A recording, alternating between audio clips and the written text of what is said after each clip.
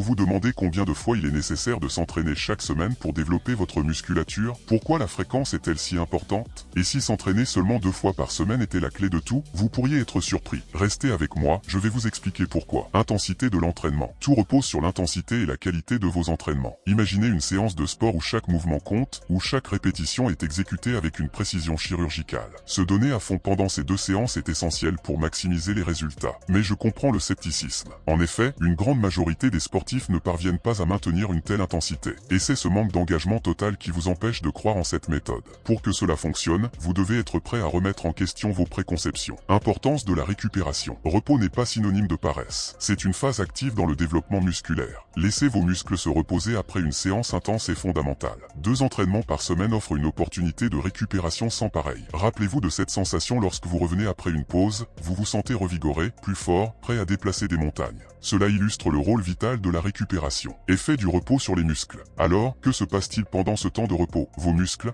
suite à l'entraînement, subissent des micro-lésions. Ces petites blessures, en guérissant, rendent vos muscles plus forts et plus gros. Oui, c'est pendant ce repos que le véritable travail de construction musculaire se fait. Conseil d'entraînement. Mais alors, que faut-il faire pendant ces 2 séances? Concentrez-vous sur des exercices composés. Des mouvements comme les squats, les deadlifts ou les pompes, qui sollicitent de nombreux groupes musculaires simultanément. C'est ainsi que vous obtiendrez un effet maximum en un minimum de temps. Pourquoi cette insistance sur les gros mouvements? Parce qu'ils créent une tension mécanique importante, essentielle pour stimuler la croissance musculaire. De plus, en ne vous entraînant que 2 fois par semaine, chaque exercice doit compter. Il faut être efficace et direct. Récupération active. La récupération ne signifie pas rester inactif. Il est crucial d'intégrer des activités douces et régénératrices, comme la marche, la natation ou le yoga. Ces activités favorisent la circulation, aident à l'élimination des toxines et préparent le corps pour la prochaine séance d'entraînement. Ainsi, non seulement vous optimisez la récupération, mais vous développez également une meilleure connexion corps-esprit. Nutrition et hydratation. Nous ne pouvons pas parler d'entraînement sans évoquer la nutrition. Nourrir votre corps avec les bons nutriments avant et après l'entraînement est tout aussi crucial que l'entraînement lui-même.